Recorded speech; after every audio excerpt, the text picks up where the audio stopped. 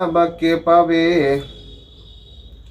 স্বয়ং আল্লাহ রাব্বুল আলামিন তিনি বললেন, ইন্নামাস সাদাকাতু লিল ফুকারাই ওয়াল মাসাকিন, নিশ্চয় এই দানগুলি, এই সাদকাগুলি এক নাম্বার ফকির পাবে, দুই নাম্বার মিসকিন পাবে, ওয়াল আমিলিনা আলাইহা, আর যারা এই কাজে নিযুক্ত রয়েছে তারা পাবে, ওয়াল মুআল্লাফাতি কুলুবুহুম, আর যাদের অন্তরটা, হৃদয়টা জয় করার প্রয়োজন রয়েছে তারা পাবে, অফির রিকাব, আর ওই সব মানুষ পাবে যদি সে দাস হয়ে থাকে ওই দাস আজাদ করার কারণে পাবে, অলগারমিনা,